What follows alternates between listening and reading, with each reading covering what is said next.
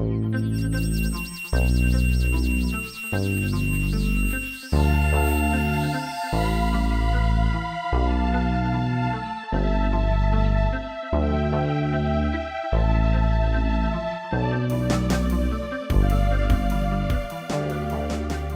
me, the Leeds Harrogate Newark line is a bit of an unsung gem of the railway in Yorkshire.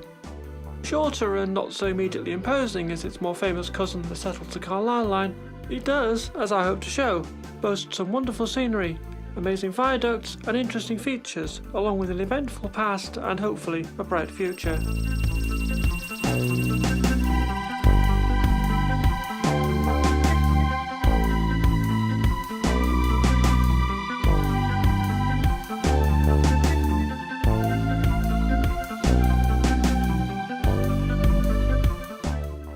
When I was young, it was very common for both steam and diesel excursion trains to take a detour around this line, showing off the great viaducts and the lovely scenery around the dales.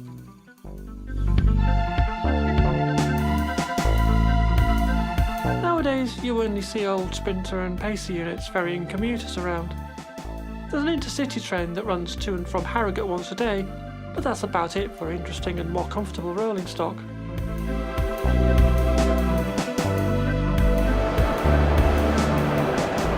Platform 1C here at Leeds Station. This is where the trains to Harrogate and York normally leave from.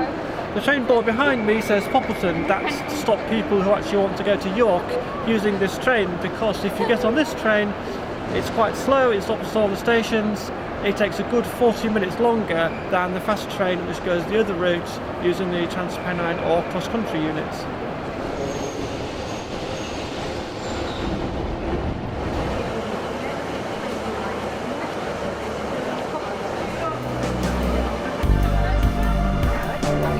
York via Harrogate, calling at Burley Park, Harrogate, Wharfedale, Wonbin Park, Wonbin Park, Harrogate, the North Derby, Ayrshire, Castle, Hamilton, Poppleton and York.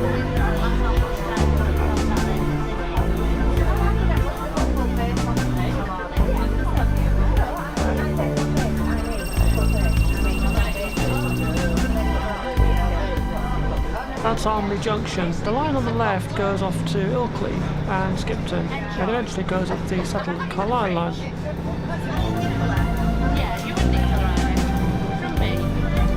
Before we reach even the first station on this line, we have to go over our first impressive viaduct. Kirkstall Viaduct goes over the very busy Kirkstall Road, which is the main artery into Leeds from the west, rather than the sumptuous scenery you normally associate with viaducts. But I don't think that makes it any less impressive.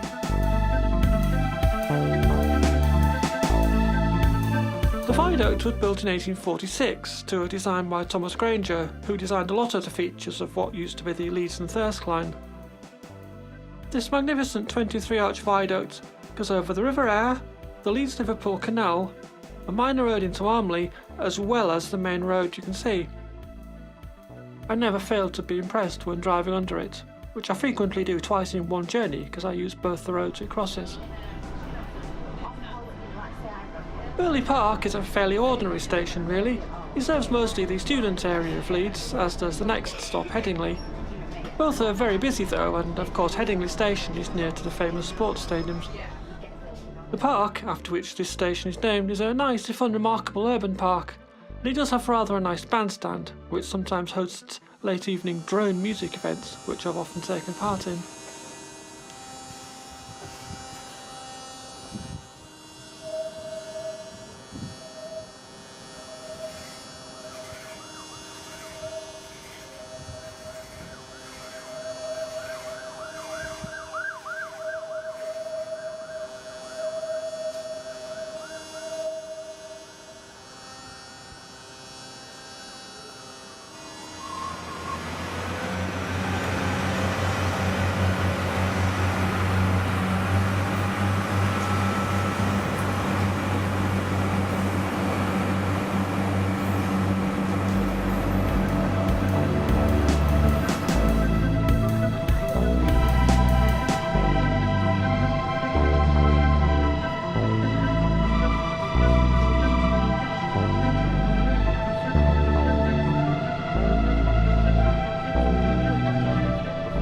access to the sports stadiums, Heading Station is most notable for its strangely split platform and the rather nice and quite large ex-station building.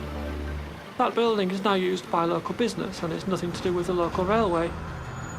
That's maybe why the platform isn't there anymore.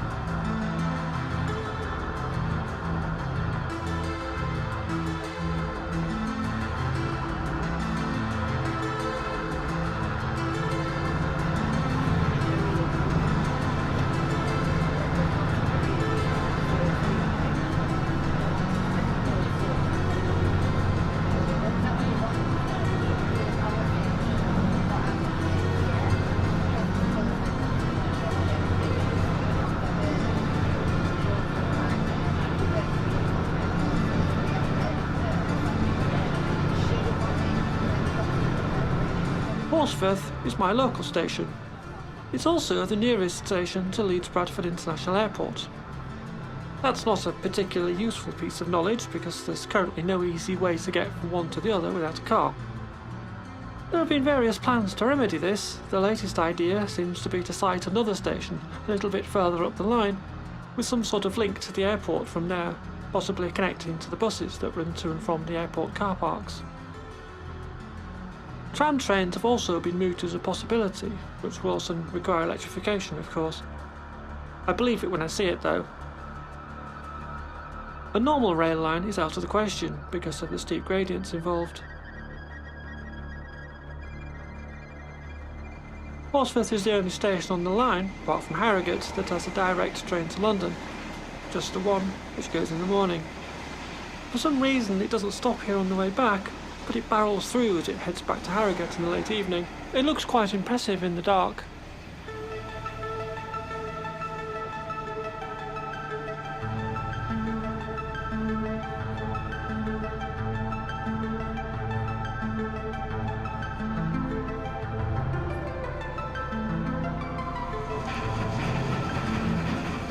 Leaving Horsforth, we come to maybe two of my favourite parts of this line. Firstly, Bramhope Tunnel. This is quite a major piece of infrastructure at 3,417 metres long, and when it was built it was the longest tunnel on the old North Eastern Railway network, and the third longest in the country. It was very difficult to build, it had lots of problems getting rid of the water, and that's one of the reasons it's actually so long. They had to extend it southwards. 24 men died in the 4 years it took to dig this tunnel. Here in Otley is the memorial to the men who died building the Bramhope Tunnel. It's a model of the north portal to the tunnel, and you can see all the wonderful castellations here, which normally you wouldn't see when you're on the train. Only the driver really gets to see them. On the side of the memorial is an inscription, and on the gate where this is kept is a list of all the men who died.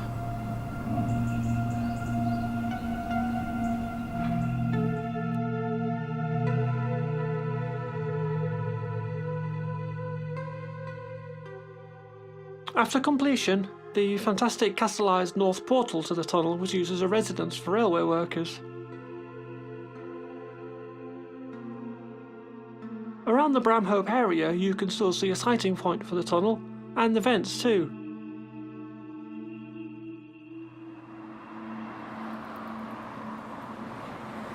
One of them is clearly visible on the busy Leeds to Otley road.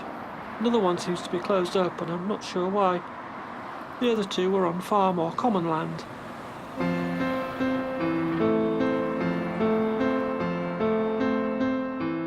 Pretty soon after emerging from Bramhope Tunnel is the fantastic Wharfedale Viaduct, known locally as Arthington Viaduct because it's near the town of Arthington.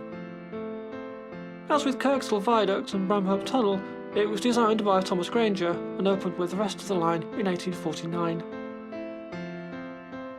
Arthington Viaduct is visible from quite a lot of the roads around West Leeds, even if only from a distance, as it crosses the lovely Wharf Valley and the Wharf River itself with 21 arches. In the 1930s, artist John Cooper, part of the East London group, did a wonderful painting of the Wharf Valley including Arthington Viaduct. It shows the beauty of the area much better than photography often seems to manage.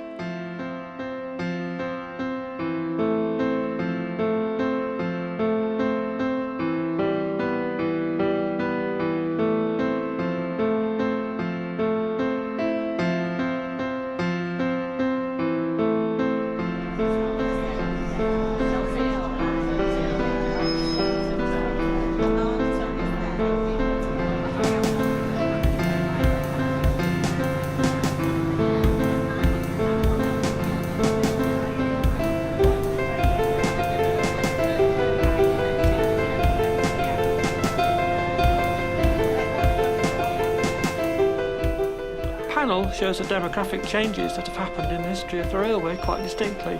As you can see from the size of the station building, it used to be quite a major station, junction with goods lines for both cattle transport and coal as well as passengers. Then it declined to be a small, relative non-entity of the station, the building becoming a bar and now a supermarket. The station just a pair of unmanned platforms.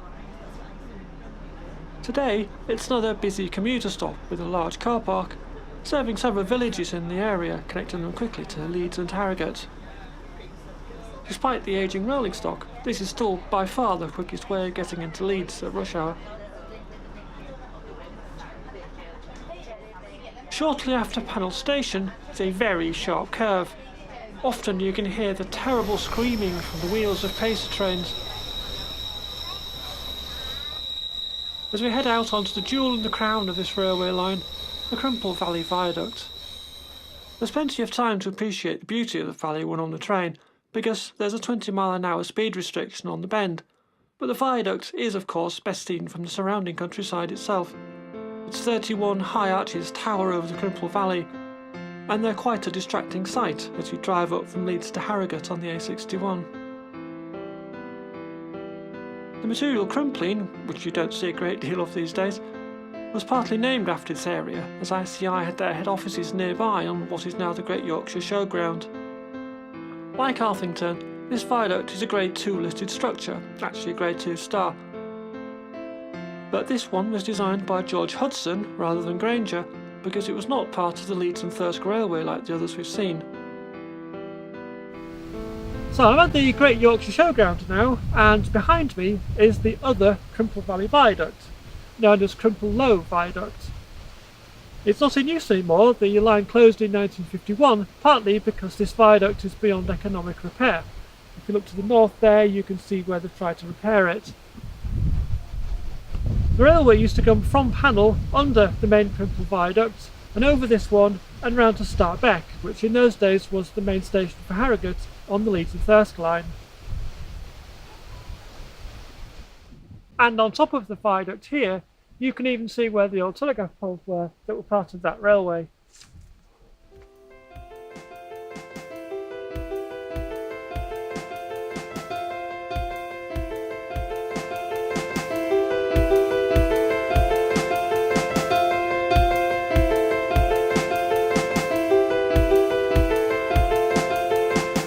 See why the modern line is such a strange shape. It's an amalgam of the Leeds and Thirsk Railway and the line that originally came up from Wetherby. There was a junction just after Panel Station which decided whether trains went over the large Crumple Viaduct and into what is now Harrogate Station, and now the only route of course, or they went straight ahead under that viaduct, over Crumple Low Viaduct and on to Starbeck, and then over to Thirsk. Wonbin Park is a relatively new station. Opened in 1992, it mainly serves the Hornby Business Park and the Great Yorkshire Showground. It's also quite a good base for making documentaries about the line.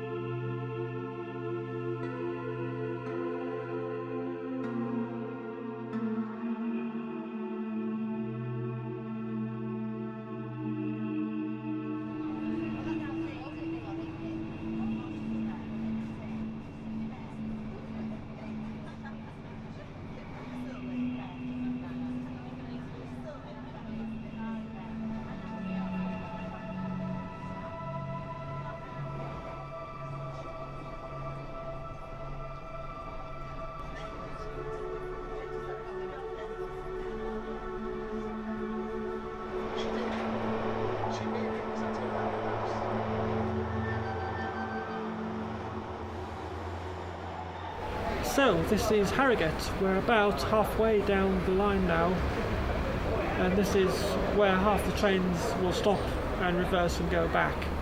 We've just come from the line to Leeds. It is quite modern. It's mainly electric signalling or double track. Behind me now, as you can see, going off to the York, there are semaphore signals, there are 10 manually operated level crossings, and a lot of it is single track as you leave Knaresborough. So the sort of the line that time forgot part as we go out of Harrogate.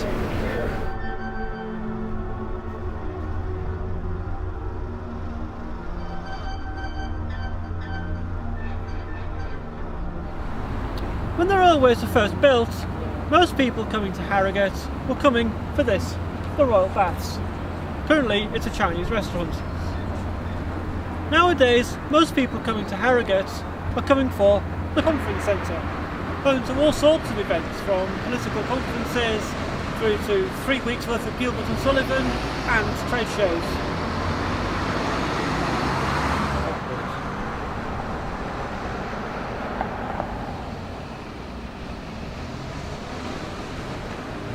There are still spa facilities in the magnificent Royal Baths building, but I suspect they don't use the rather sulphurous water that made the area famous.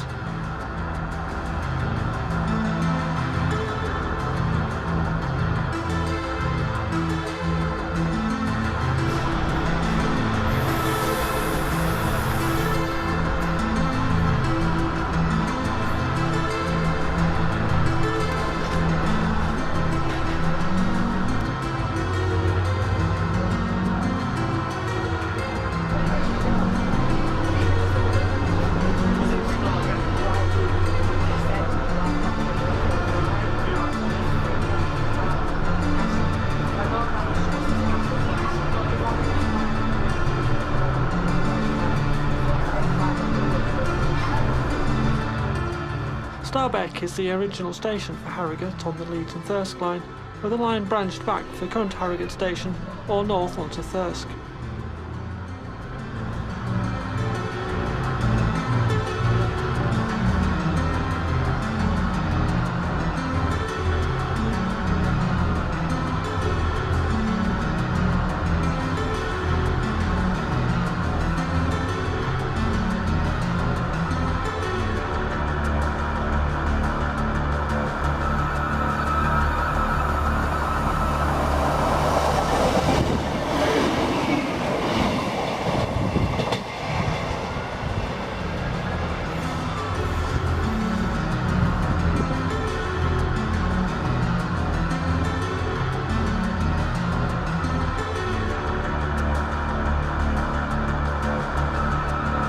Knaresborough is one of those lovely little towns that takes your breath away if you've never been, or sometimes even if you have.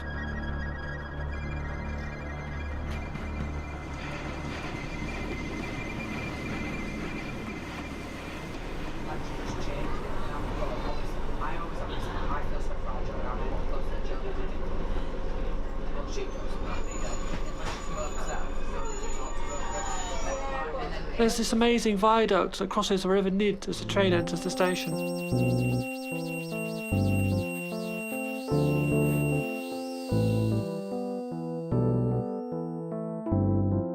And the castle on a hill just behind it.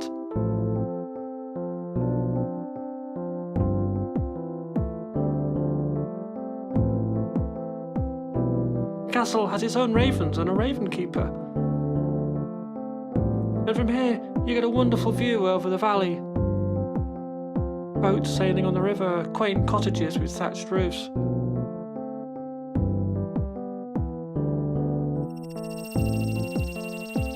I have a particular soft spot for the signal box here too. Unusually, it's built on the end of a row of houses in a very un-signal boxy style, and it sits inaccessible to normal humans across the railway lines.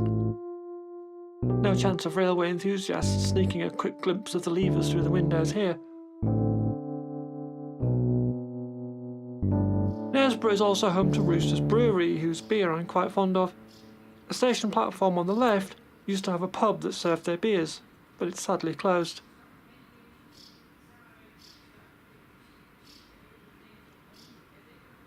And if that's not enough for you, then just down the hill, within easy walking distance of the station, is Mother Shipton's Cave. This claims to be England's oldest visitor attraction. It's been open since the 1640s.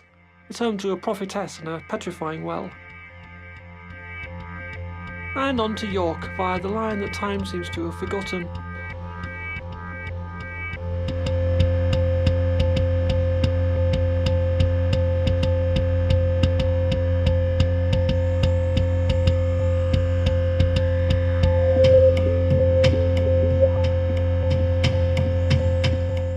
Now we're in the Vale of York. The scenery here is admittedly less interesting than before, and there are no more spectacular viaducts for us.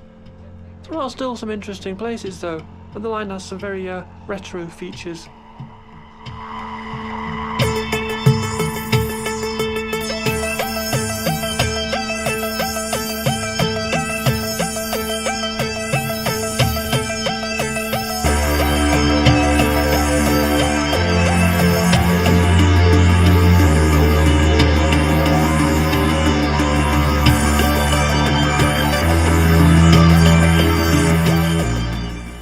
Shortly after leaving Knaresborough, the single-track railway starts, and eventually we end up in Cattle.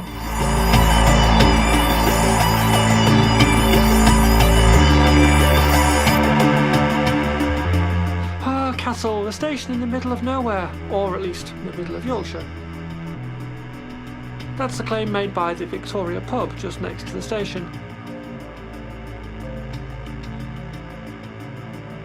In fact, the Victoria is almost the only thing here apart from the farming fields and several camping sites. The town of Cattle itself is a little over a mile south of here, but quite a lot of the station use is for the pub and the campers.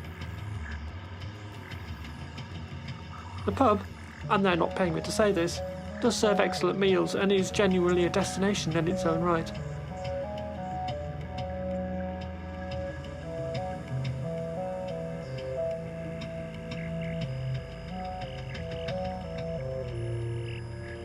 There are a lot of manual level crossings on this part of the line, all with their own signal operator and signal box, and many of them have to be pushed open manually.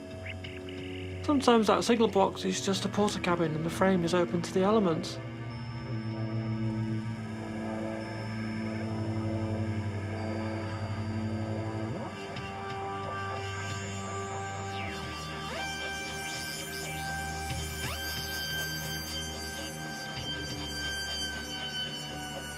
This is the inside of Cattle's signal box. Apart from the microwave oven and the computer in the corner, I suspect this is pretty much how it was originally built. The red box on the left there is a token machine for managing the single line segment to Knaresborough. A little further up the line is Hamilton, another station that's about a mile from its town.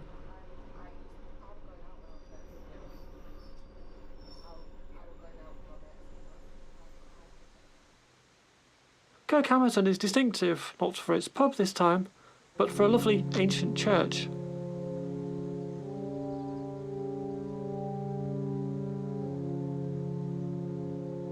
The church of Kirk Hamilton was built in Saxon times, around AD 950, probably from Roman stone brought in from Knaresborough.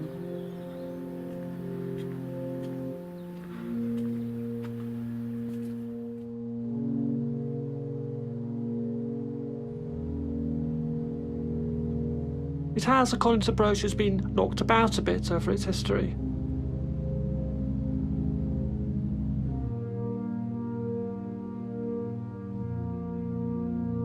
In Victorian times, all of the Saxon windows were removed and replaced by stained glass ones. Though having said that, they are rather nice. The old font here is from the reign of Charles II, but it's not used anymore as it's in too bad a state. Back at Hamilton Station, we can see that the signal frame here is in a blue box on the station platform instead of in a dedicated signal box.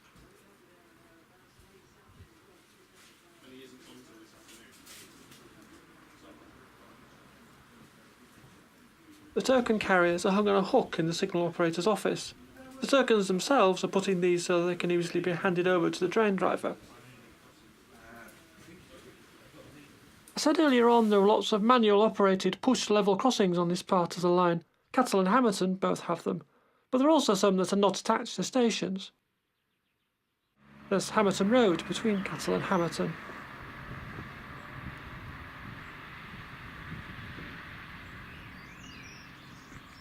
There's Hesse, which was once a station.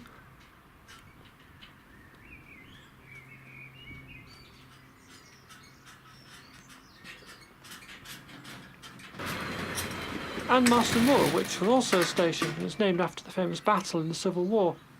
And there's also Wilstrup, and you get the idea.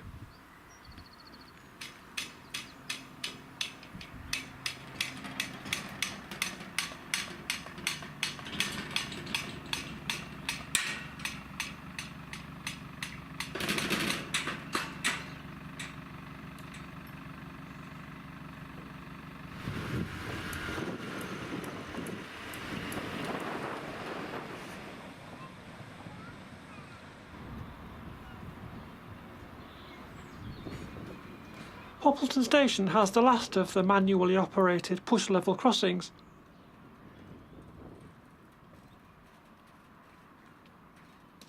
Although just to show that we're getting quite near to York now and the cities, the next level crossing on the line is a modern automatic half barrier, controlled from York signal box.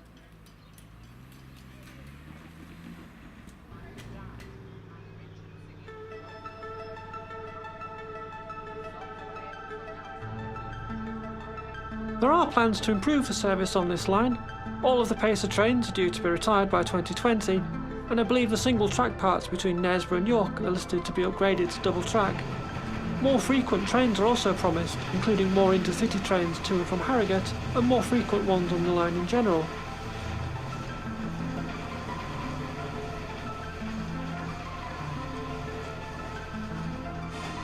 Electrification of the line has also been mooted, but with the uncertainty about electrification projects in general in this country, and especially in the north of England at the moment, it's hard to tell how likely that is.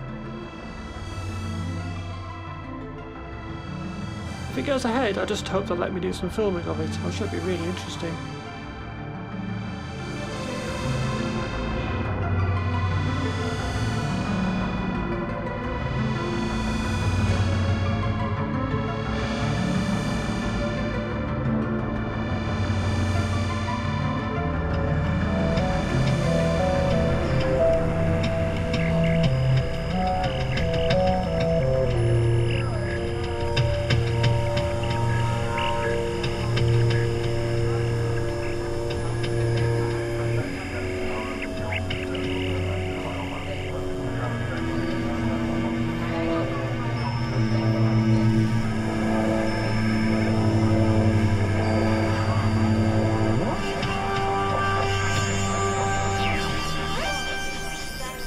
And here we are at York.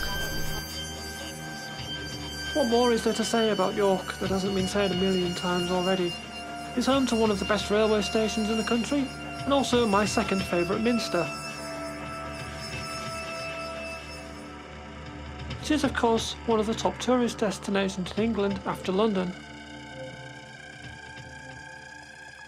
I'll leave it for other people to tell you all about York. I'm now going back to Cattle for a lovely meal in the middle of nowhere. Sorry, Yorkshire.